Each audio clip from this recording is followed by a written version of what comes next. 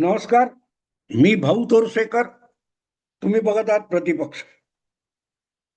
मित्रांनो, एक झारखंडचा अपवाद सोडला तर लोकसभा निवडणुकीनंतर गेल्या 1.5 वर्षामध्ये हळूहळू करत या देशातल्या मुख्य प्रवाहाची जी माध्यमं आहेत त्या माध्यमांमध्ये वर्तमानपत्र येतात, वृत्तवाहिन्या येतात, डिजिटल मीडिया येतो.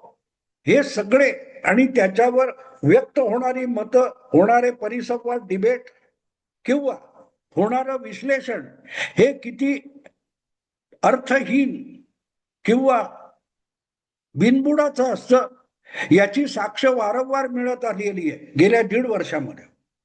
आणि अगदी त्याचा शेवटचं उदाहरण म्हणून आपल्याला बिहारच्या निवडणुकीकडे बघता येईल.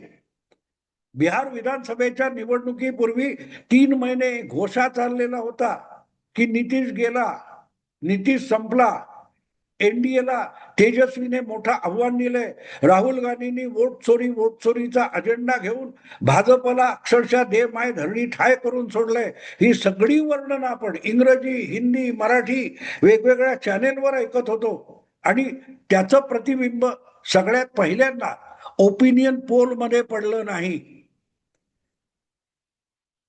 बिहार विधानसभा निवडणुकीच्या 2 फेऱ्यात जे मतदान व्हायचं होतं ती पहिली फेरी 6 नोव्हेंबरला झाली आणि त्या 6 नोव्हेंबर पूर्वी 2 दिवस म्हणजे मला वाटते 4 नोव्हेंबरला मतदानाचा प्रचार करण्याची मुदत संपण्यापूर्वी एक एक करत जवळजवळ 12-15 ओपिनियन पोल आलेले होते.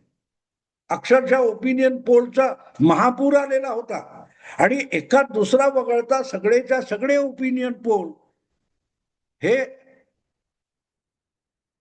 झुकतं माप हे एनडीएला देत नव्हते. हा, फार तर अगदी एनडीएच्या बाजूनेच बोलायचं तर एनडीए आणि इंडिया आघाडी म्हणजे काँग्रेस प्रणित आघाडी आरजेडी यांची काटेकी टक्कर आहे असं सांगितलं जात होतं.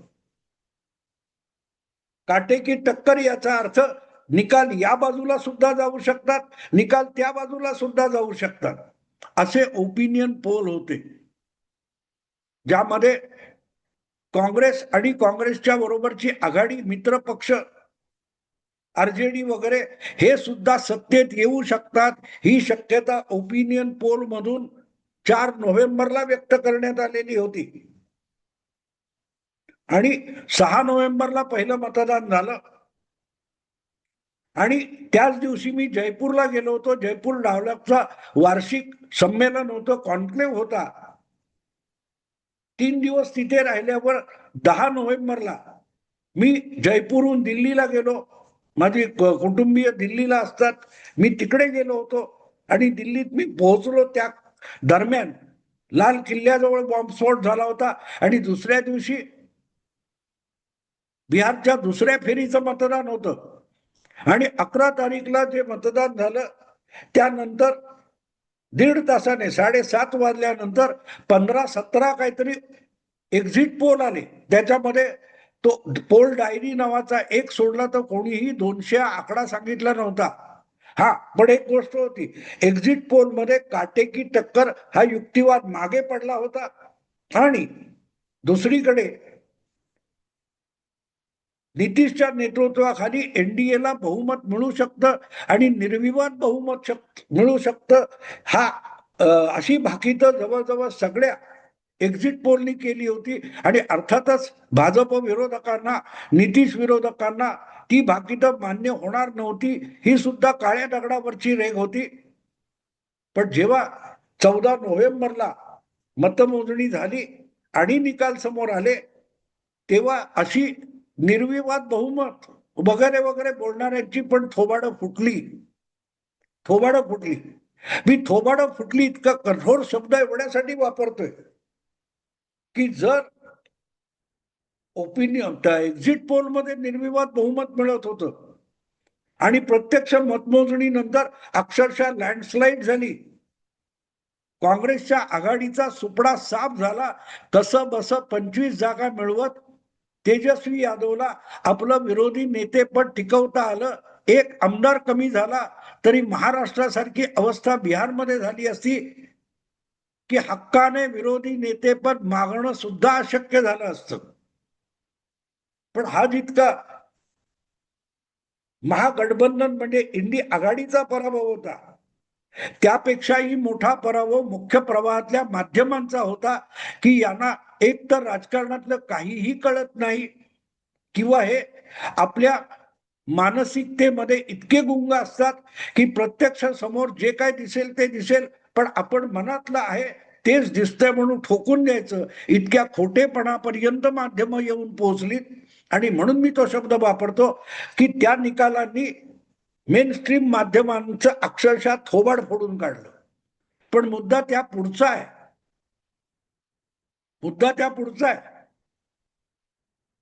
की हे अंदाज तुम्हाला ग्राउंडवर फिरून अनेक चॅनेलचे रिपोर्टर्स अगदी खेड्यापाड्यापर्यंत जाऊन बिहारच्या अंदाज घेत होते, लोकांशी बोलत होते आणि त्यात कोणालाही सुतराम की नितीश कुमारच्या बाजूने लाट आहे, नितीश कुमार आणि भाजप यांना मिळून प्रचंड बहुमत मिळेल आणि काँग्रेसचा नुसता पराभव नाही सुपडा साफ होईल, हे पण जर सांगता आलं नसेल तर याचा अर्थ तुम्हाला राजकारण कळत नाही, आणि कळत असेल किंवा दिसत असेल तर ते स्वीकारता येत नाही. याचा पुरावा बिहार विधानसभेची मतमोजणी आणि निकाल होते. निदान त्यानंतर काही पत्रकार प्रामाणिकपणे पुढे आले, आशुतोष असेल किंवा अभिज्ञान प्रकाश असेल यासारखे जे कट्टर मोदी विरोधक आणि अनुभवी पत्रकार आहेत, भाजप विरोधक आहेत, काँग्रेस समर्थक आहेत, त्यांनी प्रामाणिकपणे विधानसभेचे निकाल स्वीकारून सांगितलं की यापुढे आम्हाला राजकारणावर डिबेट करण्याचा आणि मत व्यक्त करण्याचा सुद्धा अधिकार राहिलेला नाही, किंबहुना बदलणाऱ्या राजकारणाची दिशा आणि त्यातले सिग्नल्स आमच्या आवाक्याच्या पलीकडे गेलेत. हे आशुतोष आणि तुमचा अभिज्ञान प्रकाश यासारख्या पत्रकारांनी, ज्येष्ठ पत्रकारांनी याची कबुली देऊन टाकली आणि त्यालाच म्हणतात की थोबाड फुटणे. कारण एक गोष्ट दुसरी आहे, दर दिवशी दोनदा तरी मोदी सरकार पाडणारे पत्रकार आपल्याकडे आहेत. आज 11 वर्ष होऊन गेली मोदी पंतप्रधान झाल्यापासून. या 11 वर्षामध्ये कमीत कमी 100 ते 150 वेळा तरी अशा पुरोगामी पत्रकारांनी मोदी सरकार पाडलेलं आहे. कधी नायडूमुळे, कधी नितीशमुळे किंवा आणखीन कशामुळे, पण अजून तरी मोदी सरकार पडलेलं नाही. आणि त्यामुळे लोकसभेच्या मध्यावधी निवडणुका घेण्याची वेळ आली नाही किंवा काँग्रेस प्रणित महागठबंधनाचं सरकार झालं नाही, पण ह्यांची हौस फिटत नाही. सकाळी उठल्यावर सरकार पाडायचं आणि संध्याकाळी म्हणायचं की नाही नितीशने पलटी मारली, नायडूने पलटी मारली वगैरे वगैरे. तर हे जे पीक आलेलं आहे सरकार पाडणाऱ्यांचं, त्यांचं परत एकदा तोंड फुटलेलं आहे, थोबाड फुटलेलं आहे. किंबहुना आपलं थोबाड फोडून घ्यायचं भाजपकडून, अशी या लोकांची हौस झालेली आहे, छंद झालेला आहे की काहीतरी असं खोटं काहीतरी पसरवायचं आणि मग त्यापेक्षा भलतंच काहीतरी होतं आणि यांचं थोबाड फुटतं. महाराष्ट्र असो, बिहार असो, दिल्ली असो, हरियाणा असो, या सगळ्या निवडणुकांच्या निमित्ताने अशा सगळ्या विश्लेषकांनी जी जी काय भाकितं केली होती, जे जे काय अंदाज व्यक्त केले होते, जे जे काही विश्लेषण केलं होतं, ते जवळजवळ संपूर्णपणे खोटं पडलेलं आहे. पण हौस ती हौस असते. हौस भागवायला माणूस आपली इज्जत पण पणाला लावत असतो. आणि जेव्हा बुद्धीवर आपण बुद्धिमान आहोत असा अहंकार होतो तेव्हा माणूस अधिकाधिक मूर्खपणा करत जातो आणि त्याचे पुरावे तुम्हाला माध्यमातल्या दिग्गज पत्रकारांकडून मिळतात. आता गंमत बघा, हे जे काय चाललंय गेले वर्षभर, कदाचित 1.5-2 वर्ष झाली, भाजपचे राष्ट्रीय अध्यक्ष जगत प्रकाश नड्डा यांची अध्यक्षपदाची मुदत संपून बराच काळ गेलेला आहे. पण आता लोकसभेच्या निवडणुका आहेत, लगेच काही विधानसभेच्या निवडणुका आहेत अशी कारणं दाखवत दाखवत जगत प्रकाश नड्डा यांच्या जागी दुसरा भाजपचा राष्ट्रीय अध्यक्ष आणला गेला नाही. विशेषतः नड्डा यांना 2024च्या निवडणुकीनंतर पंतप्रधान नरेंद्र मोदींनी केंद्र सरकारमध्ये मंत्री म्हणून समाविष्ट करून घेतलं. त्यानंतर तरी त्यांना अध्यक्षपदावरून बाजूला करून नवा अध्यक्ष निवडला जाईल ही अपेक्षा होती, चर्चा सुद्धा होती. पण गंमत अशी आहे की त्याविषयी भाजपच्या गोटातून कुठलंही अवाक्षर बोललं जात नव्हतं. पण असे जे काय मनोरथा चलत्या नगरीला अशा पद्धतीमध्ये आपल्या मनाचे घोडे दौडवणारे पत्रकार आणि विश्लेषक आहेत, त्यांनी या संबंधी शेकडो भाकितं केली होती. अगदी नवा अध्यक्ष नेमण्यावरून RSSचे प्रमुख मोहनजी भागवत आणि नरेंद्र मोदी यांच्यात खडाजंगी चालली आहे. भागवतांना जो उमेदवार पाहिजे तो मोदींना मान्य आहे आणि मोदी ज्याला करू इच्छितात त्याला RSS आणि मोहन भागवत नकार देतात आणि त्यामुळे तो अध्यक्ष होत नाही इथपर्यंत सांगून खूप झालं. बरं, तेवढ्यावर थांबलं नाही. तेव्हा मग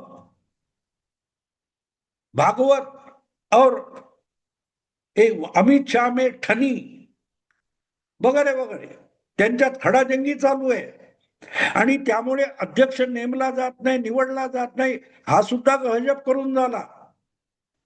पण 10 वर्षामध्ये असे जे स्वतःला राजकारणातले दिग्गज समजतात, राजकारण आपल्यालाच कळतं, अशा एका भूमिकेत असतात, अशा लोकांना एक धडा शिकता आला नाही की 10 वर्ष 11 वर्ष नरेंद्र मोदी पंतप्रधान आहेत आणि मोदी पंतप्रधान झाले किंवा मोदींच्या नेतृत्वाखाली भारतीय जनता पक्ष राष्ट्रीय राजकारण करायला लागला तेव्हापासून एक गोष्ट स्पष्ट झालेली आहे की जो काही निर्णय नरेंद्र मोदी घेतील किंवा भाजप घेईल, जो काही बदल भाजपला करायचा असेल तो घडण्यापूर्वी तुम्हाला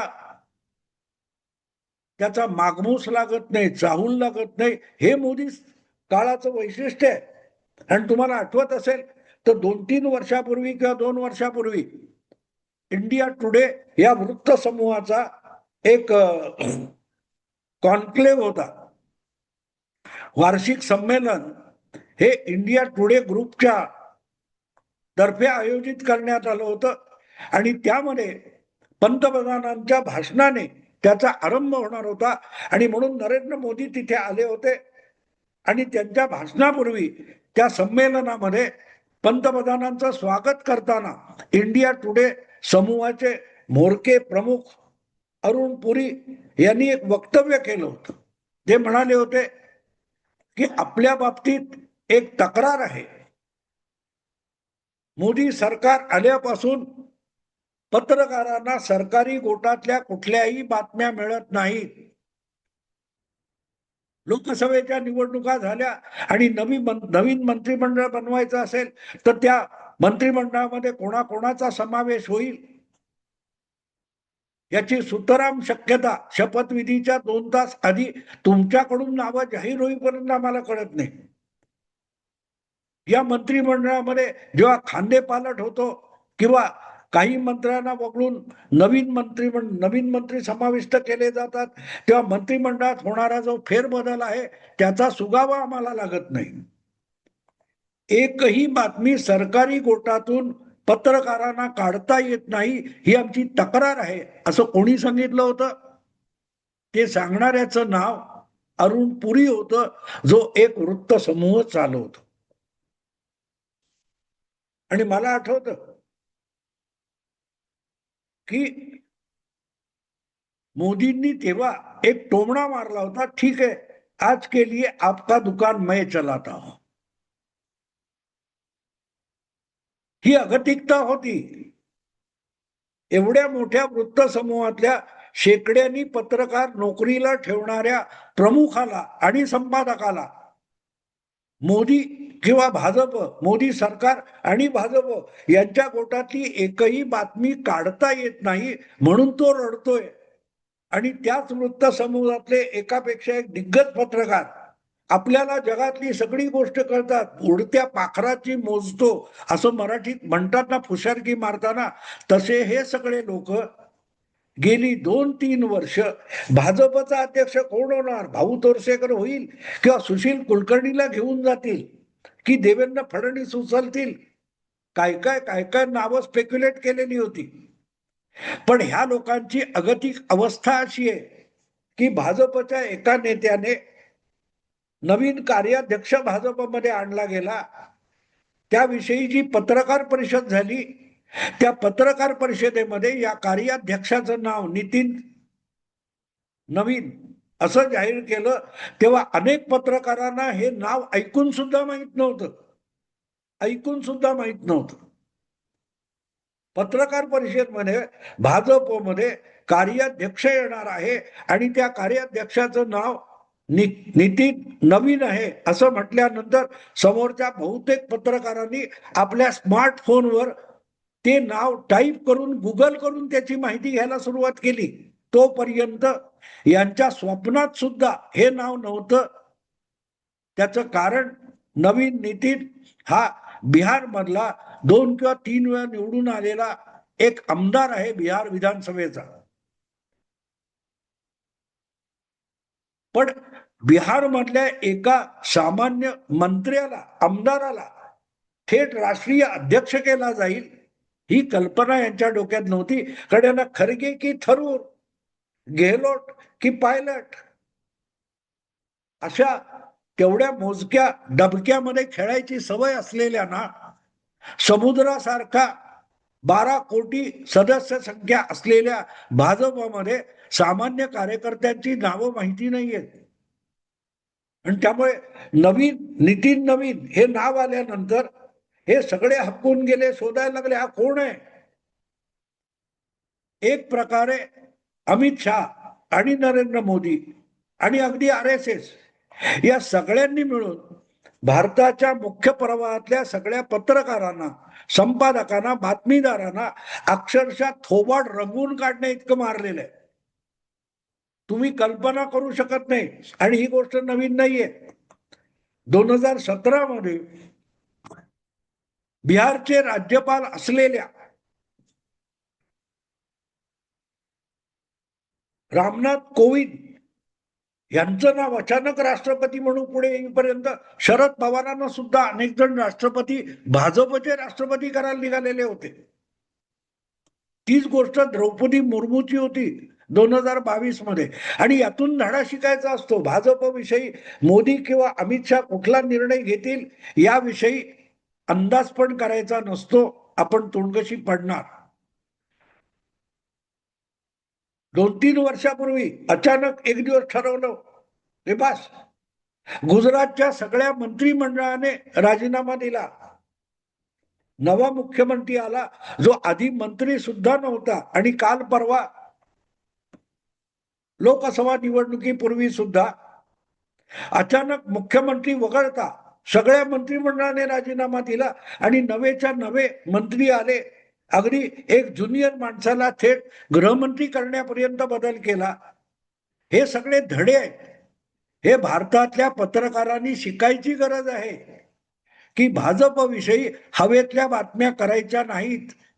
ब्रेकिंग न्यूज केलात की तुमचं कंबरड ब्रेक होतं, तुमचं कंबरड मोडल्याची ब्रेकिंग न्यूज होते. थोडक्यात नितीन नवीन भाजपचे नवीन कार्याध्यक्ष जे झालेले आहेत राष्ट्रीय पातळीवर, त्यांनी एक प्रकारे या सगळ्या पत्रकारांचं थोबाड रंगवलेलं आहे. एवढं सोपं नसतं. तुम्हाला आठवतं मुंबई महाराष्ट्राच्या विधानसभा निवडणुका वर्षापूर्वी संपल्यानंतर जेव्हा त्या मंत्रिमंडळाचा शपथविधी झाला आणि रवींद्र चव्हाण या आपल्या लाडक्या मंत्र्याला देवेंद्र फडणवीसांनी मंत्रिमंडळात समाविष्ट केलं नाही, तेव्हा मी व्हिडिओ केला होता. याचा अर्थ रवींद्र चव्हाण हा महाराष्ट्राचा भाजपचा प्रदेशाध्यक्ष होणार आणि ते बरोबर ठरलं. याचा अर्थ मी फार शहाणा आहे असा बिलकुल नाहीये. पण ही ऑड गोष्ट होती की जो आपल्या मंत्रिमंडळात संकट मोचक म्हणून होता त्यालाच देवेंद्र फडणवीस वगळतात मंत्रिमंडळातून, याचा अर्थ मंत्रिपदापेक्षा मोठी जबाबदारी त्याच्यावर सोपवणार असा त्याचा अर्थ होतो. आणि म्हणून ती जबाबदारी ही प्रदेश अध्यक्षांची असू शकते.